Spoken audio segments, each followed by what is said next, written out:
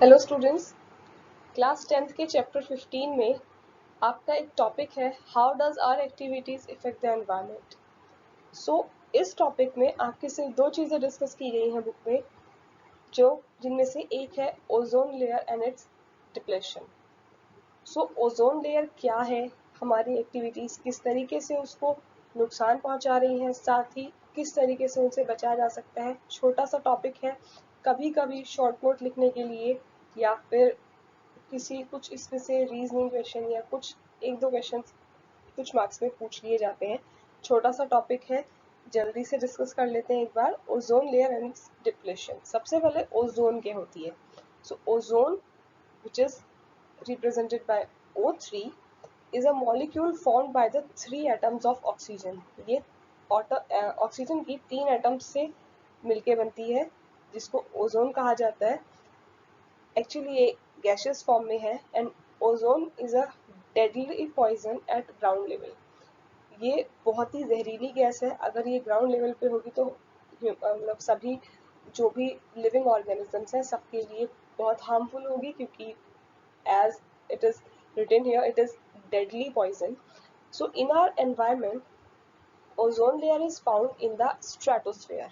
इसलिए हमारे environment में ये बिल्कुल ग्राउंड लेवल पे ना मिलकर ये हमें मिलती है स्ट्रेटोस्फेयर में। स्ट्रेटोस्फेयर जो कि सी लेवल से अबाउट 10 to 50 किलोमीटर तक है, यानी कि 10 किलोमीटर से ऊपर और 50 किलोमीटर तक के जो डिस्टेंस है हमारी अर्थ या सी लेवल से, वहाँ ये हमें मिलती है। सो हमारी पहले जो ट्रोपोस्फेयर है उसमें इसका कोई काम नहीं है, ये मिलती है हमें स्ट्रेटोस्फेयर में। Now at this level it shields the earth surface from ultraviolet radiation of sun. वहाँ स्ट्रेटोस्फेयर में सिर्फ इसका होना एक बहुत बड़ा रोल प्ले करता है, और वो रोल है सन से आने वाली हार्मफुल अल्ट्रावायलेट रेज या अल्ट्रावायलेट रेडिएशंस को ये काफ़ी हद तक एब्जॉर्ब कर लेती है और हम तक वो रेडिएशन नहीं पहुंचती। So it works as a shield जो अर्थ सरफेस को सन की हार्मफुल अल्ट्रावायलेट रेडिएशन से बचा के रखती है। अल्ट्रावायलेट रेडिएशन हमारे लिए बहुत हार्मफुल है और हमारी स्किन में इनफैक्ट कैंसर तक भी कर सकती है। साथ ही और भी बहुत सारे इसके गलत इफेक्ट्स हो सकते हैं सभी लिविंग ऑर्गेनिजम्स के ऊपर। ओजोन हमें उससे बचा लेती है। नेक्स्ट, ओजोन बनती कैसे है। ओजोन सिंपल एक ऑक्सीजन के मॉलिक्यूल पे जब यूवी रे आके पड़ती है तो ये दो अलग अलग इसमें टूट अलग अलग एटम में टूट जाता है, O प्लस O बन जाता है।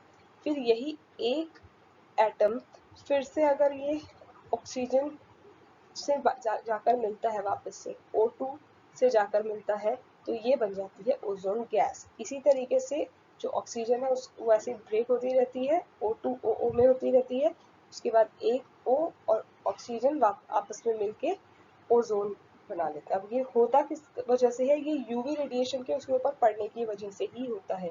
तो सन से यूवी रेज आती रहती हैं और ये गैस लगातार बनती रहती है, और साथ ही हम तक वो अल्ट्रावायलेट रेडिएशन नहीं पहुंचती, मतलब फिल्टर होकर या थोड़ी बहुत पहुंचती है।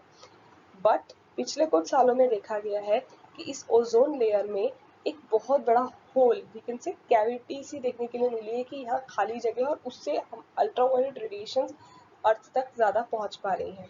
इसका जो मेन रीजन माना जाता है वो माना जाता है CFC को, which is chlorofluorocarbon. Excessive use of chlorofluorocarbon जो कि सिंथेटिक केमिकल है, जो ज़्यादातर रेफ्रिजरेंट्स और फायर एक्सटिंग्विशर्स में यूज किया जाता है। ये एक्चुअली इसको मेन कारण माना जाता है इस ओजोन लेयर के डिप्लेशन का। CFC full form chlorofluorocarbon. Chlorofluorocarbon ज़्यादातर फायर एक्सटिंग्विशर्स में, आग बुझाने वाले जितने भी इंस्ट्रूमेंट्स होते हैं, और साथ ही रेफ्रिजरेंट्स यानी कि जो भी ठंडा करने के लिए चीज़ें यूज होती हैं उनमें ये गैस का यूज किया जाता था। पहले बहुत ज़्यादा था, लेकिन फिर उससे देखा गया कि इससे बहुत ज़्यादा नुकसान हो रहा है। उस ओजोन लेयर पे CFC क्या करती है, इसके अंदर क्लोरीन प्रेजेंट है, तो वो जाके जब ओजोन लेयर पे से तक वो गैस जाती है तो वो जाके इस ओजोन लेयर को तेजी से ओजोन के मॉलिक्यूल्स को हटाने लगती है, यानी कि खत्म करने लगती है, जिसकी वजह से वो लेयर वहां से पतली हो गई। और फिर वो जितने अच्छे से पहले अल्ट्रावायलेट रेडिएशंस को फिल्टर कर पा रही थी या फिर अल्ट्रावायलेट रेडिएशंस को रोक पा रही थी, फिर वो उतना नहीं रोक पाती, इतनी जल्दी से रिकवर भी नहीं कर पाती। सो इसलिए 1987 में the United Nations Environment Programme UNEP ने ये डिसाइड किया, और वो इस चीज में succeeded in forging an agreement to freeze CFC production at 1986 levels throughout the world. उन्होंने ये फाइनली हर जगह पे अप्लाई कर दिया, इस चीज में उन्होंने एक एग्रीमेंट साइन करा लिया कि पूरे वर्ल्ड में CFC प्रोडक्शन को फ्रीज कर दिया जाएगा, यानी कि कोई भी ऐसी चीजें अब नहीं बनेगी जिसमें CFC प्रोड्यूस होती हो, क्योंकि ये CFC ओजोन लेयर को नुकसान पहुंचा रही है। इसीलिए अब जो चीजें यूज की जाती हैं उनमें रेफ्रिजरेंट्स के लिए CFC का यूज नहीं किया जाता। ये हम कोशिश करते हैं कि कम से कम CFC का किसी भी तरह से प्रोडक्शन हो। सो ये ओजोन लेयर और इसका डिप्लेशन को रोकने का सिर्फ एक यही तरीका है कि हम CFC को कम से कम रखें, साथ ही एनवायरनमेंट को जितना ज़्यादा हो सके ग्रीन प्लांट्स लगाएं, साथ ही आप जितनी भी ऐसी एक्टिविटीज़ हैं जो हमारे एनवायरनमेंट को नुकसान पहुंचा सकती हैं उनको रोकें। इसका सबसे अच्छा तरीका plant more and more trees. Now इसका सेकंड पॉइंट है जिससे हम अपने एनवायरनमेंट को नुकसान पहुंचाते हैं, वो है garbage.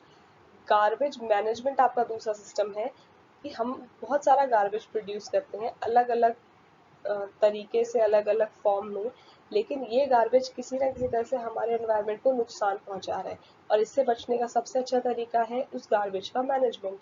So improvement in our lifestyle have resulted in greater amount of waste material generation. जैसे जैसे हमारी लाइफस्टाइल बदली है, जैसे जैसे हमारी लाइफस्टाइल अच्छी हुई है, उसके साथ साथ हमारे वेस्ट मटेरियल्स का जो प्रोडक्शन, वेस्ट मटेरियल का जो जनरेशन से जनरेट हम करने लगे हैं, वेस्ट मटेरियल्स, वो भी बहुत ज़्यादा बढ़ गया है। इस वेस्ट को दो कैटेगरीज में डिवाइड किया गया, एक बायोडिग्रेडेबल वेस्ट और एक non biodegradable waste. Biodegradable waste वो वेस्ट होते हैं the waste which are broken down by biological processes, वो वेस्ट जो बायोलॉजिकल प्रोसेसेस से ब्रेक डाउन हो जाते हैं, यानी कि उन पे माइक्रोब्स का एक्शन हो सकता है, माइक्रोब्स की एक्टिविटीज से वो कुछ टाइम बाद छोटे छोटे पार्ट में टूटते चले जाते हैं और फाइनली पूरे तरीके से डिग्रेड हो जाते हैं। तो इनको बायोडिग्रेडेबल वेस्ट कहा जाता है। नॉन बायोडिग्रेडेबल, इसका बिल्कुल opposite, the waste which are not broken down by micro organisms, वो वेस्ट जिन पर माइक्रो ऑर्गेनिजम्स का भी कोई असर नहीं होता और ये टाइम के साथ ब्रेक डाउन भी नहीं होते, इनको कहा जाता है non biodegradable waste. Biodegradable waste की अगर बात करें तो हमारी जो ये किचन से जो भी वेस्ट निकलता है, हमारे वेजिटेबल पील्स, फ्रूट पील्स, या इनफैक्ट पेपर तक भी बायोडिग्रेडेबल है। लेकिन नॉन बायोडिग्रेडेबल जैसे प्लास्टिक हो गया, पॉलीथीन, ये सब आपके नॉन बायोडिग्रेडेबल वेस्ट है। कांच भी, ये सब नॉन बायोडिग्रेडेबल है, क्योंकि ये कई कई सालों तक, इनफैक्ट मिलियंस ऑफ ईयर्स तक एनवायरनमेंट में पड़े रहेंगे, लेकिन तभी आसानी से डिग्रेड नहीं होते। These wastes may be inert and persist in environment for a long time and may harm ecosystem.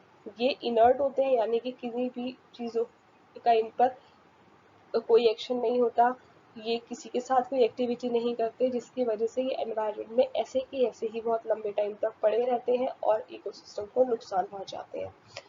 Now इससे बचने का तरीका क्या है? इससे बचने का सबसे अच्छा तरीका यही है कि हम इस तरह के वेस्ट को ठीक से मैनेज करें और उनको प्रॉपर तरीके से डिस्पोज करें, ताकि वो हमारे इकोसिस्टम को या हमारे एनवायरनमेंट को कम से कम नुकसान पहुंचाए।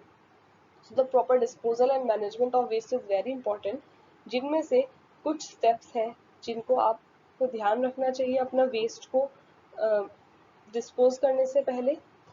और ये आपके लिए कुछ सिंपल पॉइंट्स है जो आपने अपनी जूनियर क्लासेस में बहुत ज़्यादा पढ़े होंगे, हर जगह पर सुने भी होंगे, बट शायद ही हम उनको कहीं अप्लाई कर पाते हैं। सो कुछ चीज़ें, कुछ सिंपल से points. First is avoid open dumping, खुले में कचरे को फेंकने से बचिए। इट कॉजेज पॉल्यूशन, खुले में जब हम किसी भी कचरे को फेंकते हैं तो उस पर और भी बहुत सारी मक्खियाँ आकर बैठती हैं या वहाँ और भी गंदगी पैदा होती है, तो जिसकी वजह से और भी वो एनवायरनमेंट को नुकसान पहुँचाते हैं। एक बहुत important point, separate biodegradable and non biodegradable waste and dispose accordingly. Biodegradable waste और नॉन बायोडिग्रेडेबल वेस्ट को कभी भी एक साथ नहीं फेंकना चाहिए, क्योंकि आप देखेंगे कि उस बायोडिग्रेडेबल वेस्ट तो कुछ टाइम के बाद खत्म हो जाएंगे, लेकिन नॉन बायोडिग्रेडेबल वेस्ट ऐसे ही पड़े रहेंगे। इसके लिए वैसे गवर्नमेंट ने बहुत अच्छे काम शुरू किए हैं। दो तरह के बिन्स होते हैं, एक ग्रीन और एक ब्लू। ग्रीन बिन में होते हैं बायोडिग्रेडेबल वेस्ट, वो वेस्ट जो टाइम के साथ डिग्रेड हो जाएंगे। इनको लैंडफिल वगैरह में डाल दिया जाता है, कुछ टाइम बाद ये खत्म हो जाते हैं, यानी कि सॉइल में मिक्स हो जाते हैं। नॉन बायोडिग्रेडेबल को अलग तरीके से डिस्पोज किया जाता है, उनको अगर हो सके तो रिसाइकिल किया जाता है, या फिर किसी और स्पेशल तरीके से उसको डंप किया जाता है ताकि वो नुकसान कम करे। सो आप सबसे पहले तो हर जगह पर बायोडिग्रेडेबल और नॉन बायोडिग्रेडेबल के लिए अलग अलग चीज़ें यूज़ कीजिए, और उसी के अकॉर्डिंग एक साथ नहीं डालिए, उन कचरों को अलग अलग डालिए। बायोडिग्रेडेबल और नॉन बायोडिग्रेडेबल को वेस्ट नहीं करना। नेक्स्ट, रिड्यूस और minimise use of non biodegradable substances such as plastic. जितना ज़्यादा हो सके नॉन बायोडिग्रेडेबल सब्सटेंसेस को यूज़ करने से बचिए। रिड्यूस कीजिए या मिनिमाइज, जितना आप कम से कम इस्तेमाल कर सकते हैं उतना नॉन बायोडिग्रेडेबल सब्सटेंस को यूज़ कीजिए। जैसे कि प्लास्टिक हमारा यूज़, आजकल प्लास्टिक का यूज़ बहुत ज़्यादा बढ़ गया है, क्योंकि ऑलमोस्ट हर चीज़ प्लास्टिक में अवेलेबल है, अफोर्डेबल प्राइस में है, लॉन्ग लास्टिंग भी होती है, मतलब ठीक ठीक चल भी जाती है। लेकिन इसका जो एक लॉन्ग टर्म इफेक्ट है वो थोड़ा गलत है, क्योंकि ये आसानी से डिग्रेड नहीं होगी, तो ये नॉन बायोडिग्रेडेबल है। तो ऐसी चीज़ों का यूज़ मिनिमाइज करने की कोशिश कीजिए कि कम से कम ऐसी चीज़ें यूज़ हो। बहुत सारी आजकल चीज़ें आती हैं जो रिसाइकलेबल होती हैं। सो वो एक अच्छी चीज़ है कि आपकी वो चीज़ यूज़ हो रही है और फिर से वो दोबारा रिसाइकल की जा सकती है। And next is use follow 3 R's formula. 3 R's formula कहीं कहीं आपको किसी बुक में ये 4 आवर्स या 5 आवर्स भी दिखाई देंगे, but actually this is 3 R's formula which is reduce, reuse and recycle. क्या है ये तीनों टर्म? रिड्यूस मतलब जितना हो सके वेस्ट जनरेशन को कम कीजिए, यानी कि कम से कम चीज़ें वेस्ट कीजिए, जितना उनको अच्छे से यूज़ कर सकते हैं करिए। रीयूज, जितना हो सके एक चीज़ को बार बार यूज़ कीजिए, ऐसा नहीं है कि एक बार चीज़ें यूज़ की and throw, use and throw, no. Reuse मतलब अगर आप कहीं बाहर जा रहे हैं तो कपड़े का बैग यूज़ कर सकते हैं, जिससे कि आप एक बार उसको यूज़ करें फिर दोबारा वो दोबारा यूज़ किया जा सके। ऐसा नहीं है कि वो एक बार यूज़ करके और फिर उसको फेंकना ही है। सो रीयूज कीजिए। Next is recycle. रिसाइकल मतलब एक चीज़ आपने कोई चीज़ यूज़ कर ली, अब वो आपके उस फॉर्म में किसी काम की नहीं है, तो आप उससे कोई और नई चीज़ बनाने का ट्राई कीजिए, विच इज़ कॉल्ड रिसाइकलिंग। तो this is 3 R's formula, reduce, reuse and recycle. So ये कुछ ऐसे स्टेप्स हैं जिनसे आप आपके गार्बेज को मैनेज कर सकते हैं, साथ ही अपने एनवायरनमेंट को नुकसान होने से बचा सकते हैं। So this was your last topic of your chapter 15 of class 10, which was our environment. So ये आपकी एक्टिविटीज थी कि कौन सी दो एक्टिविटीज हमारे एनवायरनमेंट को इफेक्ट करती है। तो एक तो हमारा था क्लोरोफ्लोरोकार्बन का यूज, मतलब हमारी जो मॉडर्न लाइफस्टाइल की वजह से जितनी भी सारी चीजें होती हैं वो एक्चुअली एनवायरनमेंट को नुकसान पहुंचाती है। दूसरा, हमारा जो वेस्ट हम जनरेट करते हैं वो भी नुकसान पहुंचाता है। सो इनसे कैसे बचा जा सकता है वो मैंने आपके साथ डिस्कस कर लिया है। अगर आपको कोई डाउट है तो आप मुझसे पूछ सकते हैं। Thank you.